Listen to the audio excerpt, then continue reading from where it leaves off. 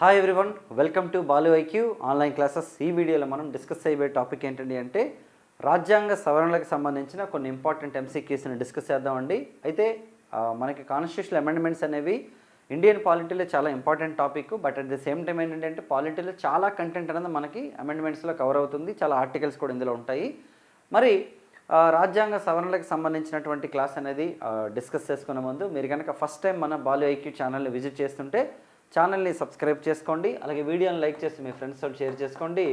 అలాగే ఇప్పటిదాకా మీరు కనుక మన యాప్ని డౌన్లోడ్ చేసుకోకపోతే గూగుల్ ప్లే స్టోర్లోకి వెళ్ళి బాలు ఐక్యూ అని సెర్చ్ చేయండి. మీరు మన యాప్ డౌన్లోడ్ చేయొచ్చు.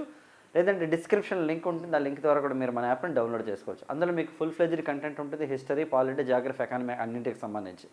మరి ఫస్ట్ క్వశ్చన్ చూద్దామండి. ఏ రాజ్యాంగ సవరణ ద్వారా హైకోర్టు న్యాయమూర్తుల యొక్క పదవీ విరమణ వయస్సు అనేది 60 నుండి 62 సంవత్సరాలకు పెంచారంట.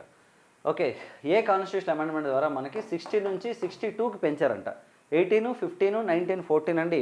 మరి 15th కాన్స్టిట్యూషన్ అమెండ్మెంట్ అండి. అంటే హైకోర్టులో చీఫ్ జస్టిస్కి లేదా జడ్జెస్కి అనమాట 60 ఇయర్స్ ఉండేదన్నమాట. యాక్చువల్లీ దాన్ని 62 సంవత్సరాలు చేశారు రిటైర్మెంట్ ఏజ్. ఇప్పుడు మనకి భారతదేశంలో ఏ రాష్ట్రంలో హైకోర్టు జడ్జెస్ తీసుకున్నా లేదా చీఫ్ జస్టిస్ తీసుకున్నా సరే 62 ఇయర్స్ ఉంటుంది.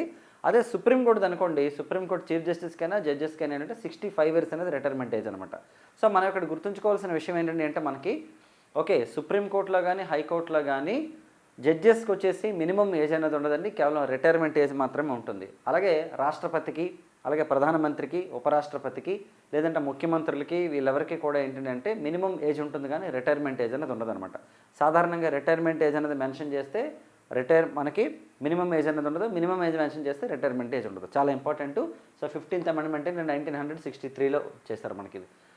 చూడండి, రాష్ట్రాల యొక్క ప్రాంతాలను, సరిహద్దులను మరియు పేపర్లను మార్చడానికి లేదా పేర్లను మార్చడానికి సంబంధించి కేంద్రం చేసే చట్టాలకు రాష్ట్రపతి విధించే నిర్ణీత గడువులోగా శాసనసభలో తప్పనిసరిగా తమ యొక్క అభిప్రాయాన్ని చెప్పాలి అనేది రాజ్యాంగ సవరణ. అంటే ఇప్పుడు ఎగ్జాంపుల్, ఒక రాష్ట్రం యొక్క ఒక స్టేట్ని బైఫర్కేట్ చేసినప్పుడు కానీ, లేదంటే ఆ స్టేట్ యొక్క నేమ్ని మార్చినప్పుడు కానీ, లేదంటే ఆ స్టేట్కి సంబంధించిన ప్రాంతాల్లో పేర్లు మార్చినప్పుడు కానీ, ఏది చేసినప్పటికీ కూడాను రాష్ట్రపతి కొంత గడువు ఇస్తారనమాట అక్కడ శాసనసభకి.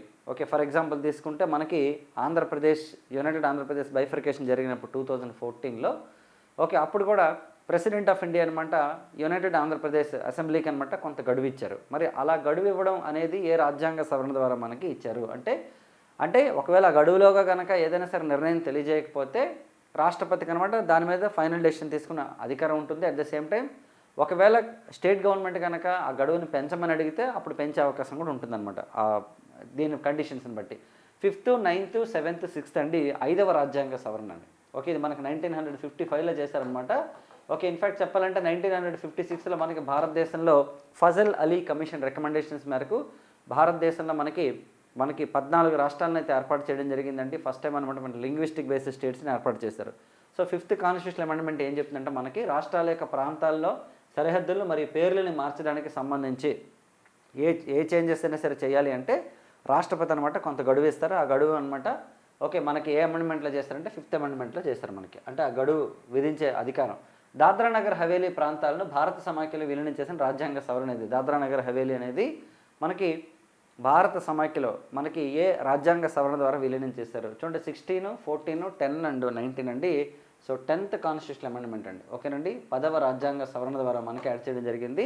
అయితే గుర్తుపెట్టుకోండి, మనకి 9th కాన్స్టిట్యూషనల్ అమెండ్మెంట్ ఏం చెప్తుంది అంటే బెరుబారి యూనియన్కి సంబంధించి చెప్తుంది అనమాట. అయితే బెరుబారి యూనియన్కి సంబంధించి ఒక కేసు అనేది సుప్రీంకోర్టులో ఉన్నప్పుడు సుప్రీంకోర్టు ఏం చెప్పింది అంటే మనకి ఇంటర్నల్గా ఏవైనా సరే అంటే మనకి భారతదేశం లోపల ఉన్నటువంటి ఏ ప్రాంతాలనైనా సరే మీరు సరిహద్దులు మార్చడం కానీ ఏమైనా చేస్తే దానికి రాజ్యాంగ సవరణ అవసరం లేదు. కానీ భారతదేశం వెలుపల కనుక ఏమైనా సరే మీరు చేస్తే మాత్రం ఖచ్చితంగా రాజ్యాంగాన్ని సవరించాలని అన్నారండి. సో అది కూడా చాలా ఇంపార్టెంట్ మనకి.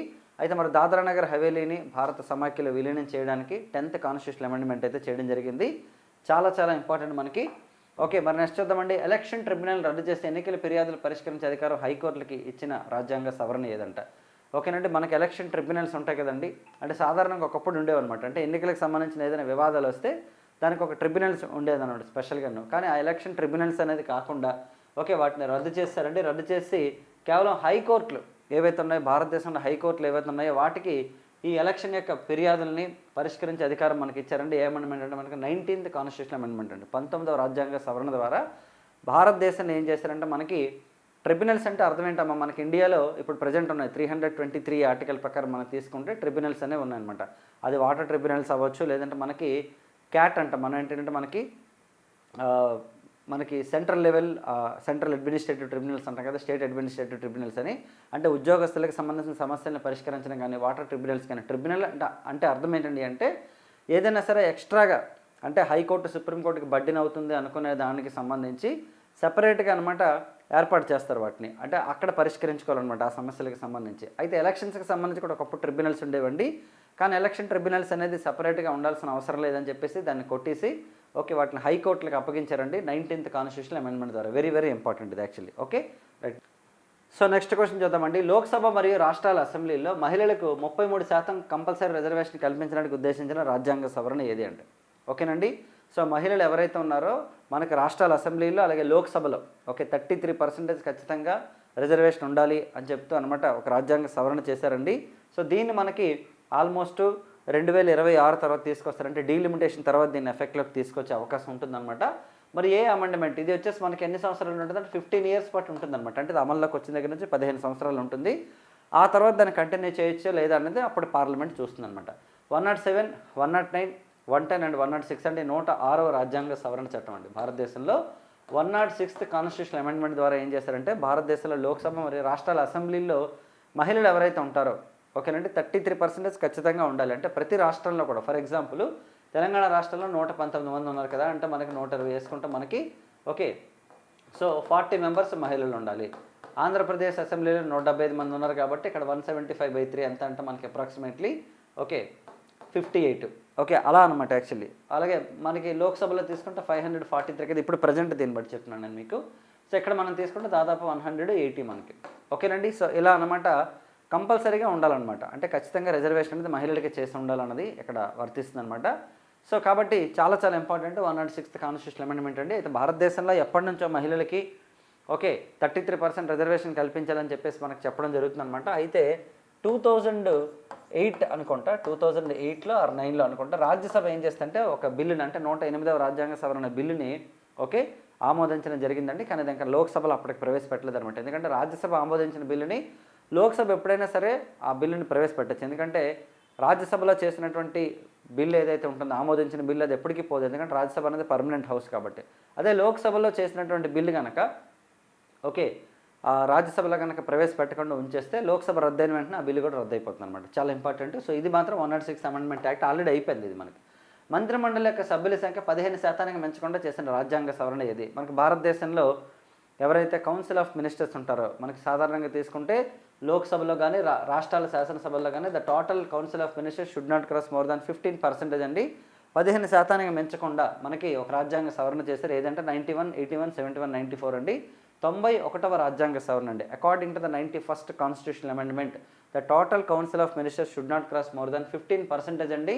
ఓకే, ఇది ఒకటి ఇంపార్టెంట్. అండ్ రెండోది ఏంటి మనకి అంటే ఏదైతే మనకి భారతదేశంలో ఉన్నటువంటి మనకి భారతదేశంలో ఉన్నటువంటి 10th షెడ్యూల్ ఉందో, 10th షెడ్యూల్ అయిన పార్టీ ఫిరాయింపుల నిరోధక చట్టం ఉంది కదా, ఈ పార్టీ ఫిరాయింపుల నిరోధక చట్టంలో కూడా మనకి 52nd అమెండ్మెంట్లో ఏంటండి ఉందంటే మనకి ఎవరైనా సరే ఒక పొలిటికల్ పార్టీ నుంచి వేరే పొలిటికల్ పార్టీ గెలిచిన వాళ్ళు 1/3 మెంబర్స్ కనుక వెళ్ళిపోయినట్లయితే వాళ్ళకి ఇది వర్తించదు, యాంటీ డిఫెక్షన్ అనేది వర్తించదు అని చెప్పేసి ఉండేదన్నమాట. కానీ అలా కాకుండా ఏం చేశారంటే ఒకవేళ 2/3 మెంబర్స్ కనుక మాత్రం వెళ్తేనే అది వర్తించదు తప్ప 1/3 మెంబర్స్ వెళ్తే వాళ్ళు డిస్క్వాలిఫై అవుతారని చెప్పేసి మార్చడం జరిగింది 91st అమెండ్మెంట్లో. సో రెండు ఇంపార్టెంట్ ఇక్కడ. సో 91st అమెండ్మెంట్ అనేది is related to schedule number 10 అవుతుందండి. అట్ ద సేమ్ టైం ఏంటంటే ఇదే 91st అమెండ్మెంట్ మనకి the total council of ministers should not cross more than 15% అనేది కూడా మనకి ఇక్కడ వర్తిస్తుంది. సో రెండు ఇంపార్టెంట్ ఇక్కడ మనకి. ఓకేనా రైట్. మన నెక్స్ట్ చూడండి 15th కాన్స్టిట్యూషన్ అమెండ్మెంట్కి సంబంధించి సరైనది. ఇందాక మనం ఆల్రెడీ చెప్పాం 60 నుండి 62 సంవత్సరాలకు అనమాట రాష్ట్రాల్లో హైకోర్టులోని జడ్జెస్ యొక్క రిటైర్మెంట్ ఏజ్కి సంబంధించిందని చెప్పాం కదా మనం.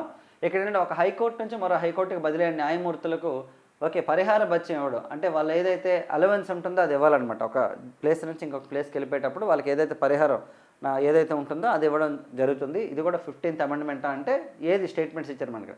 పదవి విరమణ చేసిన హైకోర్టు న్యాయమూర్తులు సుప్రీంకోర్టులో తాత్కాలిక న్యాయమూర్తులు నియమించే అవకాశాన్ని కలిగించారంట. హైకోర్టు సుప్రీంకోర్టు న్యాయమూర్తుల వయసు నిర్ధారించడానికి ఒక విధానాన్ని కూడా రూపొందించే అవకాశం కలిగించారు. అంటే హైకోర్టు సుప్రీంకోర్టుల్లో వాళ్ళకి ఏజ్ని డిటెక్ట్ చేయడం కోసం ఏదైనా సరే మీరు ఒక ప్రొసీజర్ని రూపొందించవచ్చు అని కూడా మనకి క్రియేట్ చేసిన 15th అమెండ్మెంట్. ఇవన్నీ కూడా 15 రాజ్యాంగ సవరణ అండి. ఆల్రెడీ నేను మీకు ఇచ్చాను 60 నుండి 62 అన్నది కూడా ఇచ్చాను ఇక్కడ. సో ఇంకా అడిషనల్ పాయింట్స్ ఉన్నాయని చెప్పేసి I have created another question for that అనమాట. Right. So these are the questions అండి ఈ వీడియోకి సంబంధించి. మనకు గుర్తుపెట్టుకోండి, ఇండియన్ పాలిటీ చదివేటప్పుడు ఖచ్చితంగా మీరు పార్ట్స్ ఆఫ్ ద కాన్స్టిట్యూషన్ చదవాలి, షెడ్యూల్స్ చదవాలి. దాంతోపాటు ఇంపార్టెంట్ అమెండ్మెంట్స్ కనుక మీరు చదివినట్లయితే మీకు చాలా వరకు పాలిటీలోనే క్లారిటీ వస్తుంది బాగాను. మరి వీటిలోనే మీకు అమెండ్మెంట్స్ పార్ట్స్ షెడ్యూల్స్లో మీకు ఆర్టికల్స్ కూడా వస్తూ ఉంటాయి అనమాట. ఈ ఆర్టికల్స్ అమెండ్మెంట్స్కి సంబంధించి మన దగ్గర ఒక మంచి కోర్స్ ఉంది. అలాగే full fledged Indian polity course కూడా ఉంది. త్వరలో మీకు ఫుల్ ఫ్లెడ్జ్డ్గా అమెండ్మెంట్స్ని సపరేట్గా అలాగే ఆర్టికల్స్ని సపరేట్గా చెప్తూ మీకు ఒక సపరేట్ కోర్సెస్ కూడా లాంచ్ చేయడం జరుగుతుంది. మీకు మంచి కంటెంట్ అయితే మనం బాలు వెహికల్ ఇస్తున్నామండి, వెదర్ ఇటు యూట్యూబ్ ఛానల్ అవ్వచ్చు లేదంటే మీకు యాప్లో అవ్వచ్చు. సో జస్ట్ డౌన్లోడ్ చేసుకోండి, చెక్ చేసుకోండి, కంటెంట్ చాలా బాగుంటుంది డెఫినెట్గాను. మీరు చాలా సింపుల్ వేలో చాలా ఈజీగా మీరు కంటెంట్ అనేది నేర్చుకునే అవకాశం ఉంటుంది. మీరు ఏ కాంపిటేటివ్ ఎగ్జామ్స్కైనా ప్రిపేర్ అవ్వండి, మీరు ఏపీ అవ్వచ్చు, టీఎస్ అవ్వచ్చు లేదా సెంట్రల్ ఎగ్జామ్స్కి ప్రిపేర్ అవ్వడం మీకు అన్ని రకాలుగా ఉపయోగపడే విధంగా కంటెంట్ ఉంటుందండి. సో మరి నెక్స్ట్ వీడియోలో మళ్ళీ మనం కలుద్దాం. ఒకవేళ మీరు ఇప్పటిదాకా ఛానల్ సబ్స్క్రైబ్ చేసుకోకపోతే సబ్స్క్రైబ్ చేసుకొని బెల్ ఐకాన్ క్లిక్ చేయండి. మనం వీడియో పెట్టిన వెంటనే మీకు నోటిఫికేషన్ వస్తుంది. థ్యాంక్ యూ సో మచ్ అండి. Wish all the best.